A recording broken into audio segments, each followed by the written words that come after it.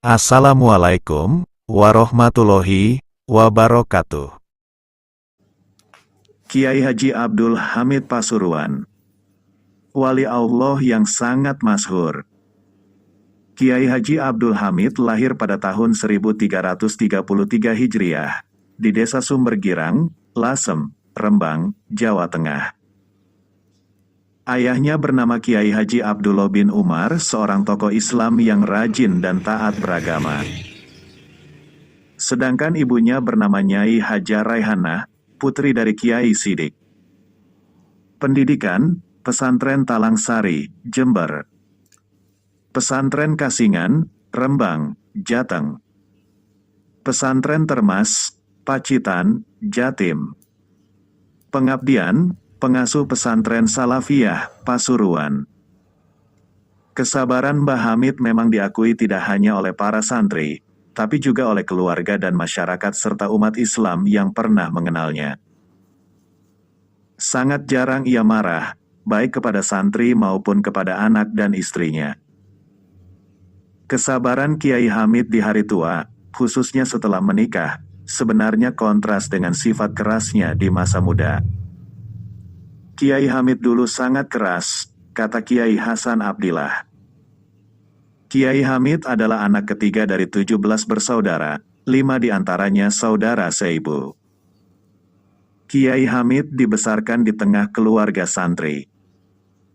Ayahnya, Kiai Abdullah Umar, adalah seorang ulama di Lasem, dan ibunya adalah anak Kiai Sidik, juga ulama di Lasem dan meninggal di Jember, Jawa Timur.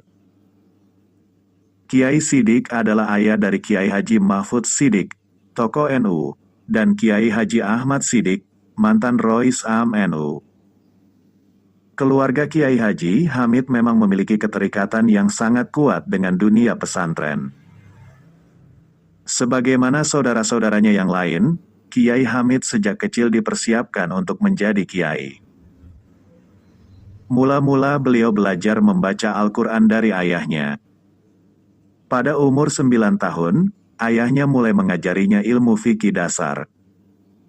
3 tahun kemudian, ia mulai pisah dari orang tua, untuk menimba ilmu di pesantren kakeknya, Kiai Haji Sidik, di Talang Sari, Jember, Jawa Timur. Konon, demikian penuturan Kiai Hasan Abdillah, Kiai Hamid sangat disayang baik oleh ayah maupun kakeknya. Semasa kecil, sudah tampak tanda-tanda bahwa ia bakal menjadi wali dan ulama besar. Pada usia 6 tahun, ia sudah bertemu dengan Rasulullah, katanya. Dalam kepercayaan yang berkembang di kalangan warga NU, khususnya kaum Sufi, Rasulullah Shallallahu Alaihi Wasallam walau telah wafat, sekali waktu menemui orang-orang tertentu, khususnya para wali. Bukan dalam mimpi saja, tapi secara nyata. Pertemuan dengan Rasulullah menjadi semacam legitimasi bagi kewalian seseorang. Kiai Hamid mulai mengaji fikih dari ayahnya dan para ulama di Lasem. Pada usia 12 tahun, ia mulai berkelana. Mula-mula ia belajar di pesantren kakeknya, Kiai Haji Sidik, di Talang Sari, Jember. 3 tahun kemudian ia diajak kakeknya untuk pergi haji yang pertama kali bersama keluarga, paman-paman serta bibi-bibinya. Tak lama kemudian dia pindah ke pesantren di Kasingan, Rembang. Di desa itu dan desa-desa sekitarnya, ia belajar fikih, hadits, tafsir dan lain-lain. Pada usia 18 tahun, ia pindah lagi ke Termas, Pacitan, Jawa Timur.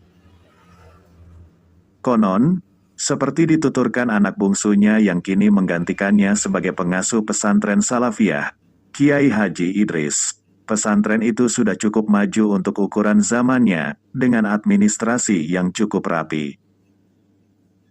Pesantren yang diasuh Kiai Dimyati itu telah melahirkan banyak ulama terkemuka, antara lain Kiai Haji Ali Masum, mantan Rois Am NU. Menurut Idris, inilah pesantren yang telah banyak berperan dalam pembentukan bobot keilmuan Kiai Hamid. Di sini ia juga belajar berbagai ilmu keislaman. Sepulang dari pesantren itu, ia tinggal di Pasuruan, bersama orang tuanya. Di sini pun semangat keilmuannya tak pernah padam. Dengan tekun, setiap hari ia mengikuti pengajian Habib Jafar, ulama besar di Pasuruan saat itu, tentang ilmu tasawuf. Menjadi belantik. Kiai Haji Abdul Hamid menikah pada usia 22 tahun dengan sepupunya sendiri, Nyai Hajah Nafisah, putri Kiai Haji Ahmad Kusyairi. Pasangan ini dikarunia 6 anak, 1 diantaranya putri. Kini tinggal 3 orang yang masih hidup, yaitu Kiai Haji Nu'man, Kiai Haji Nasik dan Kiai Haji Idris. Kiai Haji Abdul Hamid menjalani masa-masa awal kehidupan berkeluarganya tidak dengan mudah.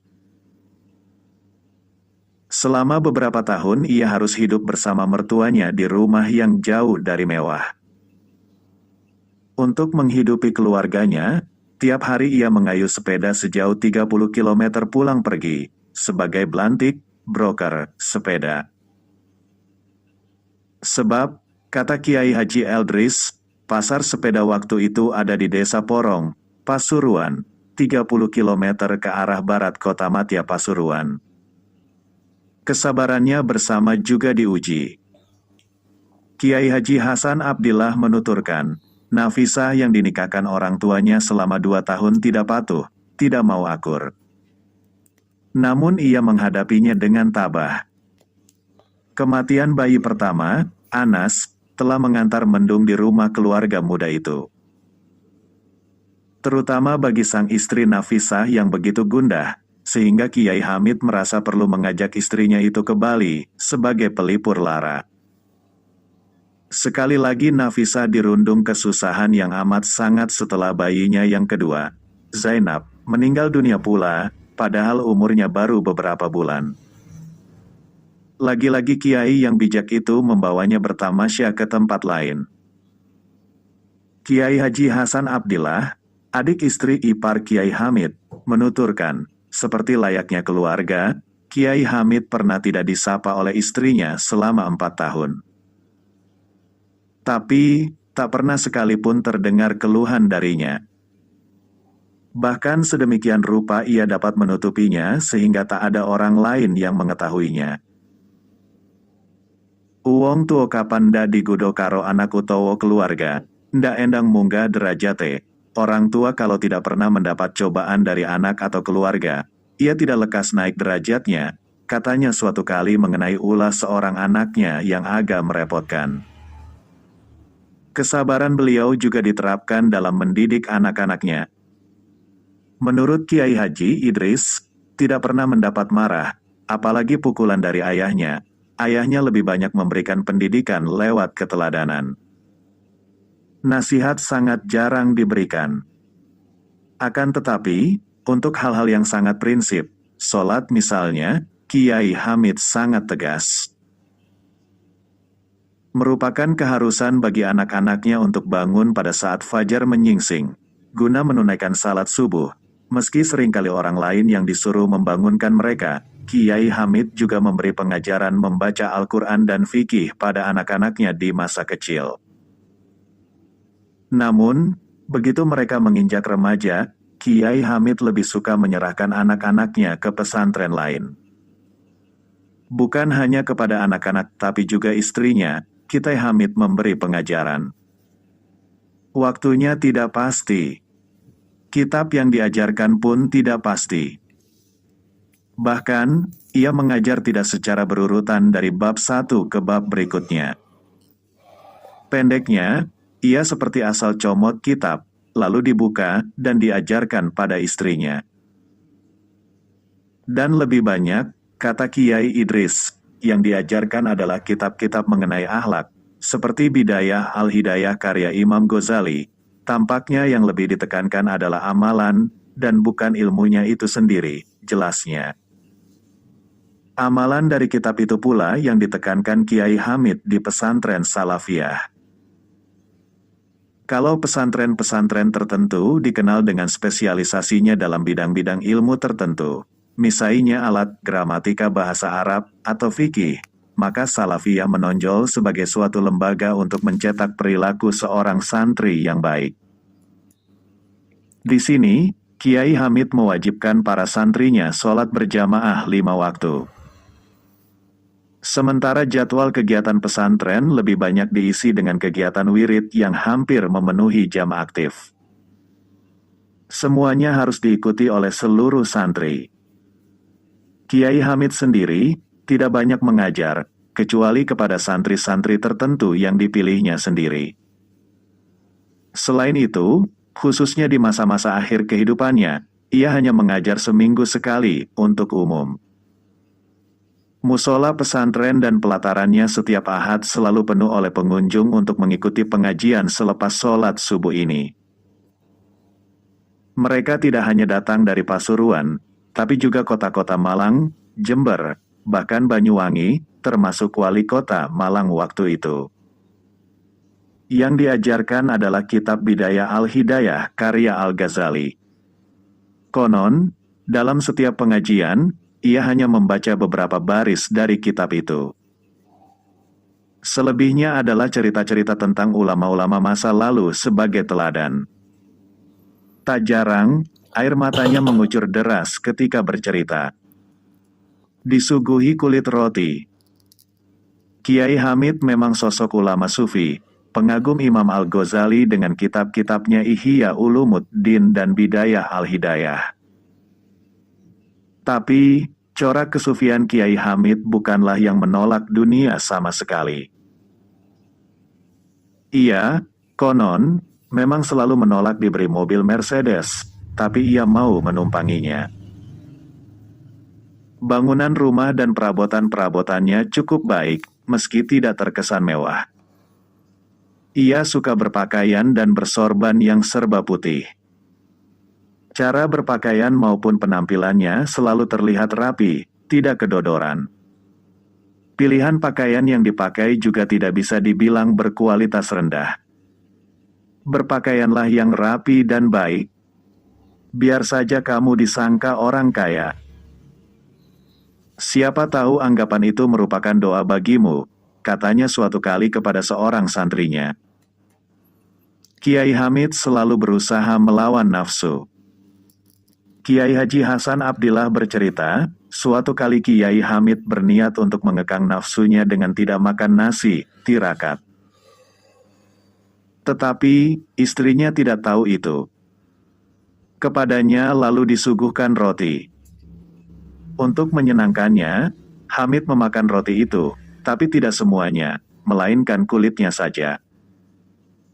Oh, rupanya dia suka kulit roti, pikir istrinya. Esoknya ia membeli roti dalam jumlah yang cukup besar, lalu dikupasnya roti itu dan menyuguhkan kepada suaminya kulitnya saja.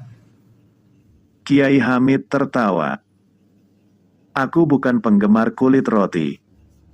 Kalau aku memakannya kemarin, itu karena aku bertirakat, ujarnya. Konon, berkali-kali Kiai Hamid ditawari mobil Mercedes oleh Haji Abdul Hamid, orang kaya di Malang. Tapi, ia selalu menolaknya dengan halus. Dan untuk tidak membuatnya kecewa, Kiai Hamid mengatakan, ia akan menghubunginya sewaktu-waktu membutuhkan mobil itu. Kiai Hamid memang selalu berusaha untuk tidak mengecewakan orang lain, suatu sikap yang terbentuk dari ajaran idholus surur, menyenangkan orang lain, seperti dianjurkan Nabi. Misalnya, jika bertamu dan sedang berpuasa sunnah, ia selalu dapat menyembunyikannya kepada tuan rumah, sehingga ia tidak merasa kecewa. Selain itu, ia selalu mendatangi undangan, dimanapun dan oleh siapapun. Selain terbentuk oleh ajaran idholus surur, sikap sosial Kiai Hamid terbentuk oleh suatu ajaran, yang dipahami secara sederhana, mengenai kepedulian sosial Islam terhadap kaum du'afa yang diwujudkan dalam bentuk pemberian sedekah. Memang karikaturis, meminjam istilah Kiai Haji Abdurrahman Wahid tentang sifatnya. Tapi, Kiai Hamid memang bukan seorang ahli ekonomi yang berpikir secara lebih makro. Walau begitu, Kita dapat memperkirakan, sikap sosial Kiai Hamid bukan hanya sekadar refleksi dari motivasi keagamaan yang egoistis, dalam arti hanya untuk mendapat pahala, dan kemudian merasa lepas dari kewajiban. Kita mungkin dapat melihat, betapa ajaran sosial Islam itu sudah membentuk tanggung jawab sosial dalam dirinya meski tidak tuntas. Ajaran Islam, tanggung jawab sosial mula-mula harus diterapkan kepada keluarga terdekat, kemudian tetangga paling dekat dan seterusnya. Urut-urutan prioritas demikian tampak pada Kiai Hamid. Kepada tetangga terdekat yang tidak mampu, konon ia juga memberikan bantuannya secara rutin, terutama bila mereka sedang mempunyai hajat, apakah itu untuk mengawinkan atau menghitan anaknya. Haji Miskat yang mengabdi padanya hingga beliau meninggal, bercerita bahwa bila ada tetangga yang sedang punya hajat, Kiai Hamid memberi uang 10.000 plus 10 kilo beras. Islam mengajarkan, hari raya merupakan hari di mana umat Islam dianjurkan bergembira sebagai rasa syukur setelah menunaikan ibadah puasa sebulan penuh. Menjelang hari raya, sebagai layaknya seorang ulama, Kiai Hamid tidak menerima hadiah dan zakat fitri. Tetapi, ia juga sibuk membaginya kembali kepada handai tolan dan tetangga terdekat. Menurut Haji Miskat, beliau suka memberi sejumlah hadiah berupa beras dan sarung untuk tetangga dekat setiap tahun tergantung yang dipunyainya dari pemberian orang lain. Tapi yang pasti, jumlahnya tak pernah kurang dari 313 buah. Ini adalah jumlah para pengikut perang Badar, pecah di bulan Ramadan antara Nabi dan orang kafir. Penelusuran lebih jauh akan menyimpulkan, perhatian terhadap orang lain merupakan ciri dari sikap sosialnya yang kuat. Bahwa semua tindakannya itu tumbuh dari sikap penuh perhatian yang tinggi terhadap orang lain.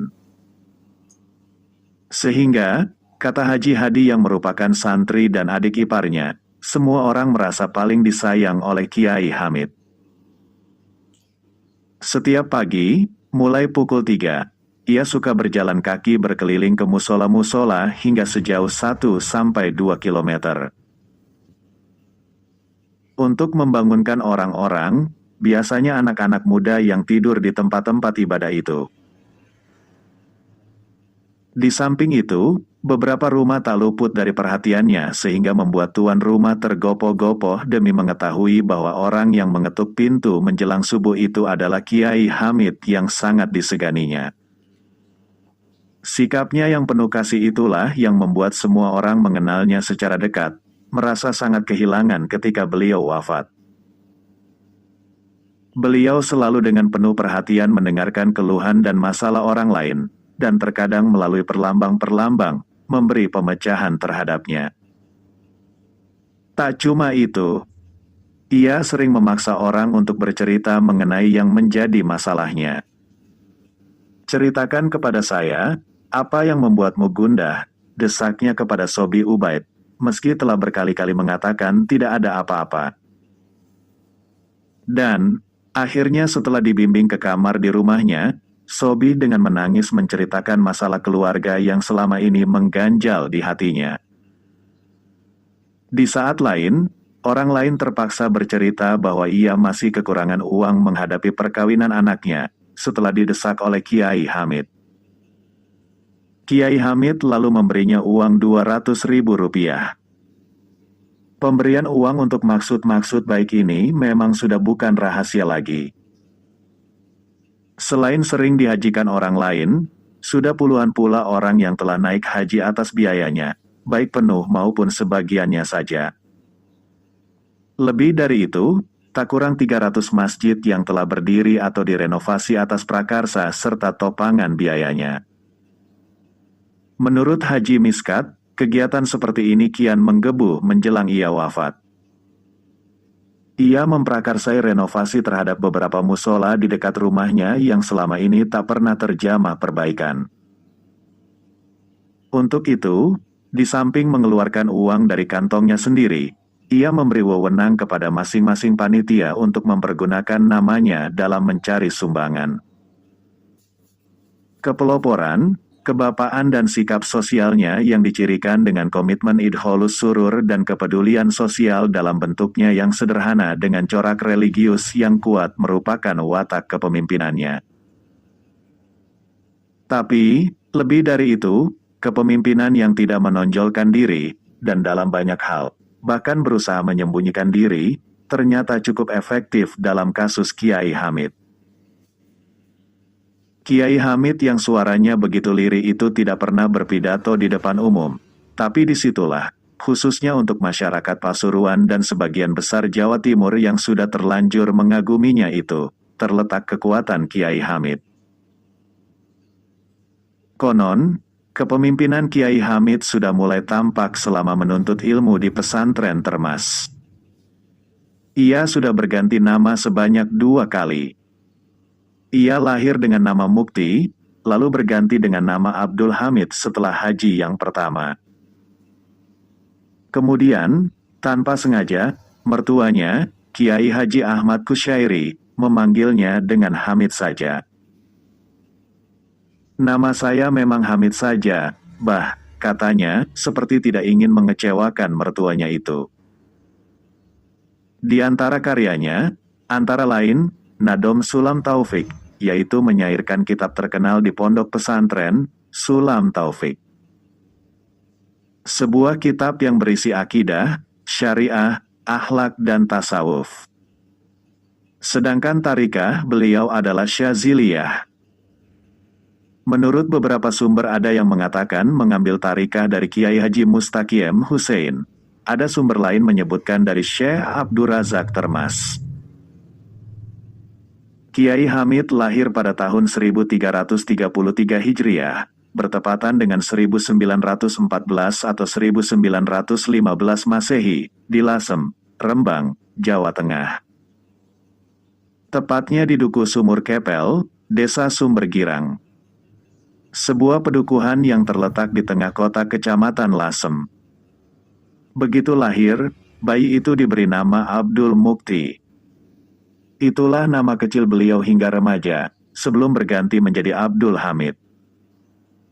Abdul Mukti kecil biasa dipanggil Dul saja. Tapi, seringkali panggilan ini diplesetkan menjadi Bedudul karena kenakalannya. Mukti memang tumbuh sebagai anak yang lincah, ekstrovert, dan nakal. Nakalnya luar biasa, tutur Kiai Haji Hasan Abdillah Glenmore, adik sepupu beliau. Tapi nakalnya Mukti tidak seperti anak-anak sekarang, yang sampai mabuk-mabukan atau melakukan perbuatan asusila. Nakalnya Mukti adalah kenakalan bocah yang masih dalam batas wajar, tapi untuk ukuran anak seorang kiai dipandang luar biasa. Sebab, sehari-hari dia jarang di rumah. Hobinya adalah bermain sepak bola dan layang-layang. Beliau bisa disebut bola mania alias gila sepak bola, dan ayahandanya tak bisa membendung hobi ini. Karena banyak bermain, ngajinya otomatis kurang teratur walaupun bukan ditinggalkan sama sekali. Dia mengaji kepada Kiai Haji Masum, ayahanda Kiai Haji Ali Masum Yogyakarta, dan Kiai Haji Baidawi, 2 pentolan ulama Lasem. Kiai Hamid Pasuruan, kini sulit dicari padanannya. Ketika mulai beranjak remaja, ABG, dia mulai gemar belajar kanuragan, semacam ilmu kesaktian. Belajarnya cukup intensif sehingga mencapai taraf ilmu yang cukup tinggi. Sampai bisa menangkap babi jadi-jadian, tutur Kiai Haji Zaki Ubaid Pasuruan. Meski begitu, sejak kecil ia sudah menunjukkan tanda-tanda bakal menjadi wali atau, setidaknya, orang besar. Ketika diajak kakeknya, Kiai Haji Muhammad Sidik, Jember, pergi haji, Mukti bertemu dengan Rasulullah Shallallahu Alaihi Wasallam. Pada saat haji itulah namanya diganti menjadi Abdul Hamid. Pada usia sekitar 12-13 tahun, Hamid dikirim ayahandanya, Kiai Haji Abdullah Umar, ke Pondok Kasingan, Rembang. Maksud ayahandanya, untuk meredam kenakalannya. Dia tidak lama di pondok ini. 1 atau 1,5 tahun kemudian dia pindah ke Pondok Tremas, Pacitan. Pondok pimpinan Kiai Haji Dimyati ini cukup besar dan berwibawa. Dari pondok ini terlahir banyak kiai besar. Di antaranya adalah Kiai Haji Ali Masum Yogyakarta, mantan Rais Am PBNU, Kiai Haji Masduki Lasem, Kiai Haji Abdul Gofur Pasuruan, Kiai Haji Harun Banyuwangi, dan masih banyak lagi. Walaupun kegemarannya bermain sepak bola masih berlanjut, di pesantren ini beliau mulai mendapat gemblengan ilmu yang sebenarnya. Uang kiriman orang tua yang hanya cukup untuk dipakai makan nasi tiwul tidak membuatnya patah arang. Dia tetap betah tinggal di sana sampai 12 tahun, hingga mencapai taraf keilmuan yang tinggi di berbagai bidang. Tidak suka dipuja. Setelah 12 tahun belajar agama di Pondok Tremas, tokoh kita itu dipinang oleh pamandanya, Kiai Haji Ahmad Kusyairi, untuk dikawinkan dengan putrinya, Nafisah. Konon, Kiai Ahmad pernah menerima pesan dari ayahandanya, Kiai Haji Muhammad Sidik, supaya mengambil Hamid sebagai menantu mengingat keistimewaan-keistimewaan yang tampak pada pemuda tersebut. Antara lain, saat pergi haji dulu, dia bisa berjumpa dengan Rasulullah Shallallahu Alaihi Wasallam. Sayang, sang kakek tak sempat melihat pernikahan itu karena lebih dulu dipanggil Sang Maha Kuasa. Seperti disebut dalam surat undangan, akad nikah akan dilangsungkan pada tanggal 12 September tahun 1940 Masehi, bertepatan dengan 9 Syaban 1359 Hijriah, selepas zuhur pukul 1 di Masjid Jami, sekarang Masjid Agung Al-Anwar, Pasuruan. Namun, rencana tinggal rencana. Pada waktu yang ditentukan, para undangan sudah berkumpul di Masjid Jami, namun rombongan pengantin pria tak kunjung muncul hingga jam menunjuk pukul 2. Terpaksa acara melompat ke sesi berikutnya, yaitu walimah di rumah Kiai Ahmad Kusyairi di Kebonsari, di kompleks pesantren Salafiyah. Di sana kembali orang-orang dibuat menunggu. Ternyata, rombongan pengantin pria baru datang sore hari, setelah acara walimah rampung dan para undangan pulang semua. Pengantin kuajak mampir ke makam para wali, kata Kiai Masum, yang dipercaya menjadi kepala rombongan. Apa boleh buat, akad nikah pun dilangsungkan tanpa kehadiran undangan, dan hanya disaksikan para handai tolan. Prihatin.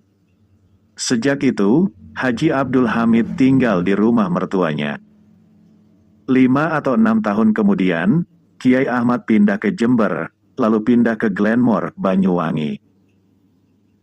Tinggallah kini Kiai Hamid bersama istrinya harus berjuang secara mandiri mengarungi samudera kehidupan dalam biduk rumah tangga yang baru mereka bina. Untuk menghidupi diri dan keluarga, Kiai Hamid berusaha apa saja. Dari jual beli sepeda, berdagang kelapa dan kedelai sampai menyewa sawah dan berdagang spare part dokar. Hari-hari mereka adalah hari-hari penuh keprihatinan. Makan nasi dengan kerupuk atau tempe panggang sudah menjadi kebiasaan sehari-hari. Terkadang, sarung yang sudah menerawang karena usang masih dipakai dengan dilapisi kain serban supaya warna kulitnya tidak kelihatan. Tapi, Kiai Hamid tak kenal putus asa, terus berusaha dan berusaha. Kala itu beliau belum terlibat dalam kegiatan pesantren Salafiyah, meski tinggal di kompleks pesantren. Di tengah hidup prihatin itu, beliau mulai punya santri 2 orang, yang ditempatkan di sebuah gubuk di halaman rumah. Beliau juga mulai menggelar pengajian di berbagai desa di Kabupaten Pasuruan, Rejoso, Ranggeh, dan lain-lain. Sekitar tahun 1951, sepeninggal Kiai Haji Abdullah Ibn Yasin yang jadi nazir, pengasuh, Pondok Salafiyah. Beliau dipercaya sebagai guru besar pondok, sementara Kiai Haji Akib Yasin, adik Kiai Abdullah, menjadi nazir. Meski demikian, secara de facto, beliaulah yang memangku pondok itu, mengurusi segala tetek bengek sehari-hari, day to day karena Kiai Akib yang muda itu, masih belajar di Lasem. Fenomenal. Kiai Hamid benar-benar berangkat dari titik nol dalam membina pondok Salafiyah. Sebab, saat itu tidak ada santri. Para santri sebelumnya tidak tahan dengan disiplin tinggi yang diterapkan Kiai Abdullah. Walaupun tak ada promosi, satu demi satu santri mulai berdatangan. Prosesnya sungguh natural, tanpa rekayasa. Perkembangannya memang tidak bisa dibilang melesat cepat, tapi gerak itu pasti. Terus bergerak dan bergerak hingga kamar-kamar yang ada tidak mencukupi untuk para santri dan harus dibangun yang baru. Hingga jumlah santrinya mencapai ratusan orang, memenuhi ruang-ruang pondok yang lahannya tak bisa diperluas lagi karena terhimpit rumah-rumah penduduk. Hingga pada akhirnya, terdorong oleh perkembangan zaman, fasilitas baru pun perlu disediakan, yaitu madrasah klasikal. Perkembangan fenomenal terjadi pada pribadi beliau.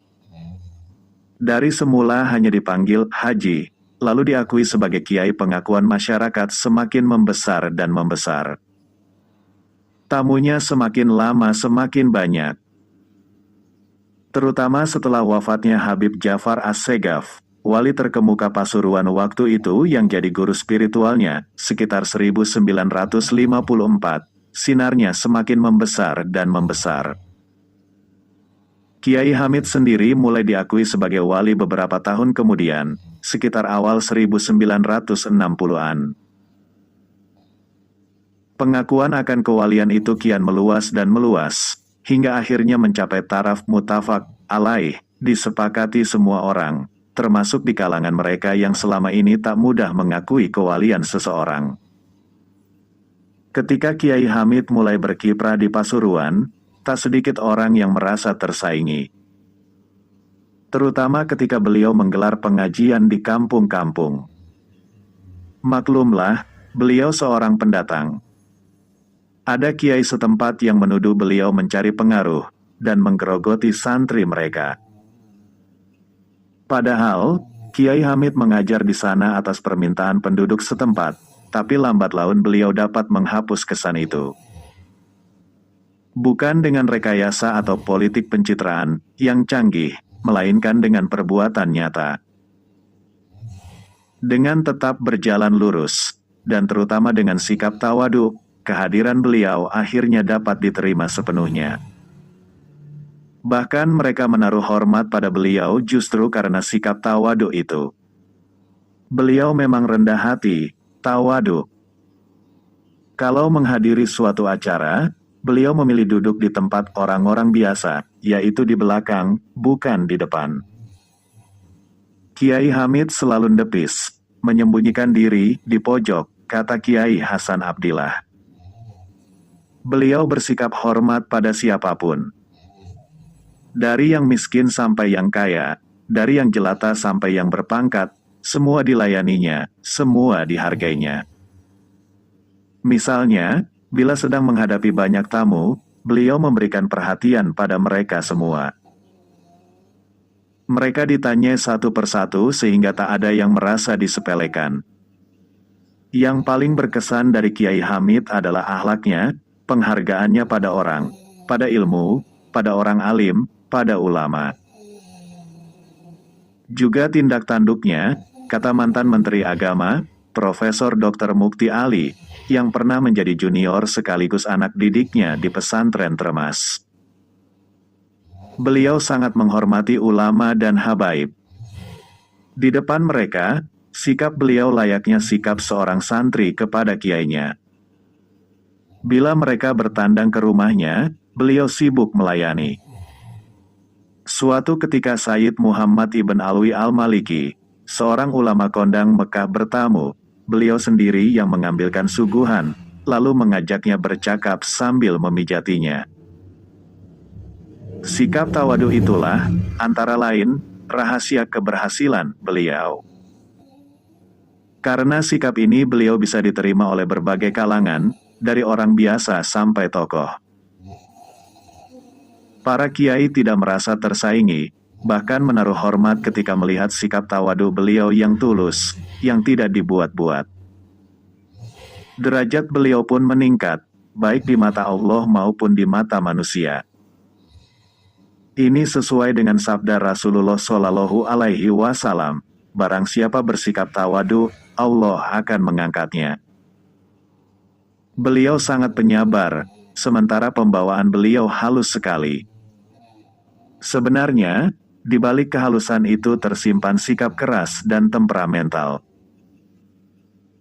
Hanya berkat riyadoh, latihan, yang panjang, beliau berhasil meredam sifat cepat marah itu dan menggantinya dengan sifat sabar luar biasa.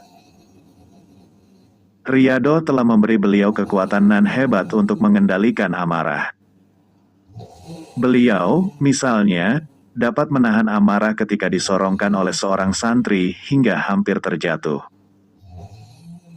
Padahal, santri itu telah melanggar aturan pondok, yaitu tidak tidur hingga lewat pukul 9 malam.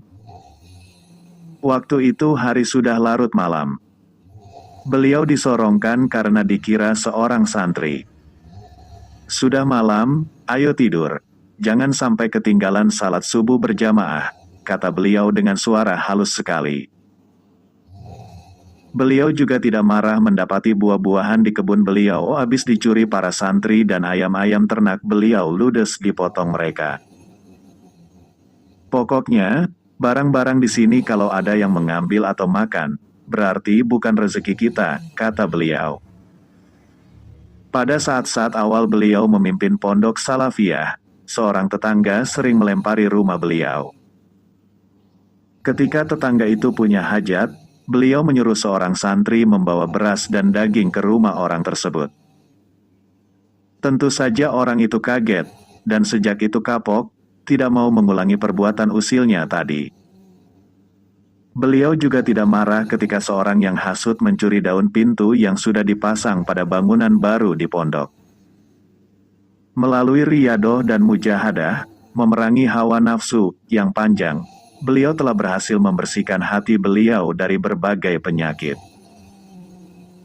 Tidak hanya penyakit takabur dan amarah, tapi juga penyakit lainnya. Beliau sudah berhasil menghalau rasa iri dan dengki.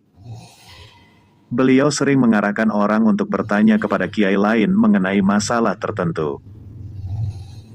Sampeyan tanya saja kepada Kiai Gofur, beliau ahlinya, kata beliau kepada seorang yang bertanya masalah fikih.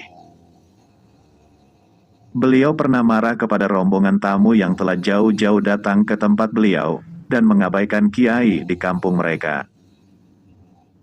Beliau tak segan memberikan sejumlah santrinya kepada Kiai Haji Abdurrahman, yang tinggal di sebelah rumahnya, dan kepada Ustaz Soleh, keponakannya yang mengasuh pondok pesantren Hidayatus Salafiyah.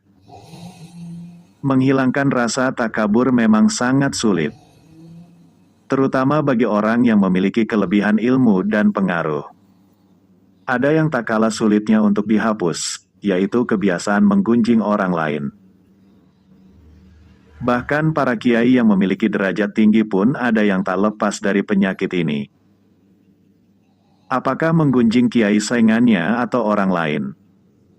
Kiai Hamid, menurut pengakuan banyak pihak, tak pernah melakukan hal ini. Kalau ada orang yang hendak bergunjing di depan beliau, beliau menyingkir. Sampai Kiai Haji Ali Masum berkata, wali itu ya Kiai Hamid itulah. Beliau tidak mau menggunjing, ngerasani, orang lain. Kiai Hamid, seperti para wali lainnya, adalah tiang penyangga masyarakatnya. Tidak hanya di Pasuruan, tapi juga di tempat-tempat lain. Beliau adalah soko guru moralitas masyarakatnya. Beliau adalah cermin, untuk melihat borok-borok diri, beliau adalah teladan, beliau adalah panutan. Beliau dipuja, di mana-mana dirubung orang, kemana-mana dikejar orang, walaupun beliau sendiri tidak suka, bahkan marah kalau ada yang mengkultuskan beliau. Bagaimanapun beliau manusia biasa, yang harus merasakan kematian. Sabtu 9 Rabiul Awal 1403 Hijriah, bertepatan dengan tanggal 25 Desember tahun 1982, menjadi awal berkabung panjang bagi masyarakat Muslim Pasuruan, dan Muslim di tempat lain. Hari itu, saat ayam belum berkokok, hujan tangis memecah kesunyian di rumah dalam kompleks pesantren Salafiyah. Setelah jatuh sakit beberapa hari sebelumnya dan sempat dirawat di Rumah Sakit Islam Surabaya karena penyakit jantung yang akut, beliau menghembuskan nafas terakhir. Innalillahi wa inna ilaihi rojiun. Kiai Haji Ali Masum bertindak sebagai imam sholat jenazah. Setelah salat asar, Kiai Hamid disemayamkan di kompleks makam sebelah barat Masjid Jami Al-Anwar Pasuruan. Posisi makamnya di antara makam Habib Jafar bin Syeihon Assegaf, guru Kiai Haji Ahmad Kusyairi, mertua, dan Kiai Haji Ahmad Sahal, ipar. Umat pun menangis. Pasuruan seakan terhenti, bisu, oleh duka yang dalam. Puluhan, bahkan ratusan ribu orang berduyun-duyun membanjiri Pasuruan. Memenuhi relung-relung Masjid Agung Al-Anwar dan alun-alun kota, memadati gang-gang dan ruas-ruas jalan yang membentang di depannya. Mereka, dalam gerak serentak, di bawah komando seorang imam. Kisah kewalian Mbah Hamid. Terkuaknya kewalian Kiai Hamid Pasuruan dan kisah salamnya Kiai Hamid kepada wali gila di Pasar Kendal. Suatu ketika seorang Habib dari kota Malang, ketika masih muda, yaitu Habib Bakir Mauladawilah, sekarang beliau masih hidup, diijazahi sebuah doa oleh Imam Al-Qutub Al-Habib Abdul Qadir bin Ahmad Bilfaqih. Habib Abdul Qadir Bilfaqih berpesan kepada Habib Bakir untuk membaca doa tersebut ketika akan menemui seseorang agar tahu sejatinya orang tersebut siapa, orang atau bukan. Suatu kesempatan datanglah Habib Bakir menemui seorang waliullah di daerah Pasuruan, Jawa Timur, yang masyhur dengan nama Mbah Hamid Pasuruan. Ketika itu di tempat Mbah Hamid banyak sekali orang yang sowan kepada beliau, meminta doa atau keperluan yang lain. Setelah membaca doa yang diijazahkan Habib Abdul Qadir Bilfaqih, Habib Bakir merasa kaget. Ternyata orang yang terlihat seperti Mbah Hamid sejatinya bukan Mbah Hamid. Beliau mengatakan, ini bukan Mbah Hamid, ini adalah khodamnya.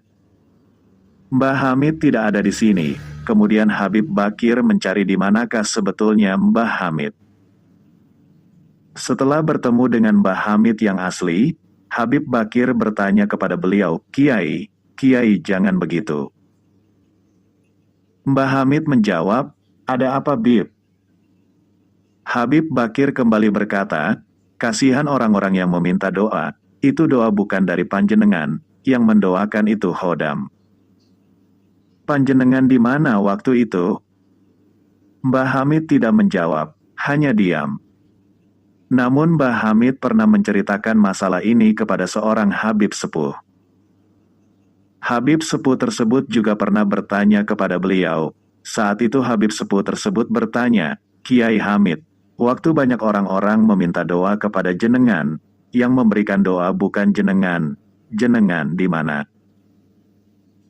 Kok tidak ada? Jawab Mbah Hamid, hehehe. Kesana sebentar. Habib Sepuh tersebut semakin penasaran, kesana kemana Kiai?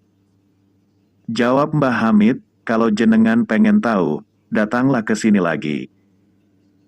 Singkat cerita, Habib Sepuh tersebut kembali menemui Mbah Hamid, ingin tahu di mana tempat persembunyian beliau. Setelah bertemu, bertanyalah Habib Sepuh tadi, di mana Kiai? Mbah Hamid tidak menjawab, hanya langsung memegang Habib Sepuh tadi. Seketika itu, kagetlah Habib sepuh tadi, melihat suasana di sekitar mereka berubah menjadi bangunan masjid yang sangat megah. "Di mana ini Kiai?" tanya Habib sepuh tadi. "Monggo jenengan pirsani piyambek niki teng pundi, silakan kamu lihat sendiri ini di mana," jawab Mbah Hamid. Subhanallah, ternyata Habib sepuh tadi dibawa oleh Mbah Hamid mendatangi Masjidil Haram. Habib sepuh kembali bertanya kepada Kiai Hamid, "Kenapa jenengan memakai doa?" Mbah Hamid kemudian menceritakan, "Saya sudah terlanjur terkenal. Saya tidak ingin terkenal, tidak ingin muncul, hanya ingin asyik sendirian dengan Allah. Saya sudah berusaha bersembunyi di mana saja, tapi orang-orang selalu ramai datang kepadaku. Kemudian saya ikhtiar menggunakan doa ini. Itu yang saya taruh di sana bukanlah hodam dari jin, melainkan malakul ardi, malaikat yang ada di bumi. Berkat doa ini, Allah Ta'ala menyerupakan malaikatnya dengan rupaku." Habib sepuh yang menyaksikan secara langsung peristiwa tersebut, sampai meninggalnya merahasiakan apa yang pernah dialaminya bersama Mbah Hamid, hanya sedikit yang diceritakan kepada keluarganya. Lain waktu, ada tamu dari Kendala sowan kepada Mbah Hamid. Lantas Mbah Hamid menitipkan salam untuk si Fulan bin Fulan yang kesehariannya berada di pasar Kendala, menitipkan salam untuk seorang yang dianggap gila oleh masyarakat Kendala. Fulan bin Fulan kesehariannya berada di sekitar pasar dengan pakaian dan tingkah laku persis seperti orang gila, namun tidak pernah mengganggu orang-orang di sekitarnya. Tamu tersebut bingung kenapa Mbah Hamid sampai menitip salam untuk orang yang dianggap gila oleh dirinya. Tamu tersebut bertanya, "Bukankah orang tersebut adalah orang gila Kiai?" Kemudian Mbah Hamid menjawab, "Beliau adalah wali besar yang menjaga Kendala, rahmat Allah turun, bencana ditangkis, itu berkat beliau, sampaikan salamku." Kemudian setelah si tamu pulang ke Kendala, menunggu keadaan pasar sepi, dihampirilah orang yang dianggap gila tersebut, yang ternyata sohibul wilayah Kendal. "Assalamualaikum," sapa si tamu. Wali tersebut memandang dengan tampang menakutkan layaknya orang gila sungguhan. Kemudian keluarlah seuntai kata dari bibirnya dengan nada sangar, "Waalaikumsalam." "Ada apa?" Dengan badan agak gemetar, si tamu memberanikan diri. Berkatalah ia, "Panjenengan dapat salam dari Kiai Hamid Pasuruan. Assalamualaikum." Tak beberapa lama, wali tersebut berkata, "Waalaikumsalam," dan berteriak dengan nada keras, "Kurang ajar si Hamid, aku berusaha bersembunyi dari manusia, agar tidak diketahui manusia, kok malah dibocor-bocorkan. Ya Allah, aku tidak sanggup, kini telah ada yang tahu siapa aku mau pulang saja, gak sanggup aku hidup di dunia." Kemudian wali tersebut membaca sebuah doa, dan bibirnya mengucap, "La ilaha illallah Muhammadun Rasulullah." Seketika itu langsung meninggallah sang wali di hadapan orang yang diutus Mbah Hamid. Subhanallah, begitulah para walinya Allah, saking inginnya berasyik-asyikan hanya dengan Allah sampai berusaha bersembunyi dari keduniawian, tak ingin ibadahnya diganggu oleh orang-orang ahli dunia, bersembunyinya mereka memakai cara mereka masing-masing. Oleh karena itu, janganlah kita suudzon terhadap orang-orang di sekitar kita. Jangan-jangan dia adalah seorang wali yang bersembunyi. Jadi ingat nasihat Maha Guru Al-Qut Al-Habib Abdul Qadir bin Ahmad Bil Faqih, jadikanlah dirimu mendapat tempat di hati seorang aulia. Semoga nama kita tertanam di hati para kekasih Allah, sehingga kita selalu mendapat nazroh dari guru-guru kita, dibimbing ruh kita sampai terakhir kita menghirup udara dunia ini. Amin. Demikianlah sejarah singkat Wali Agung Mbah Kiai Abdul Hamid. Mohon maaf dan koreksinya apabila terdapat banyak kesalahan dan kekurangan. Wassalamualaikum warahmatullahi wabarakatuh.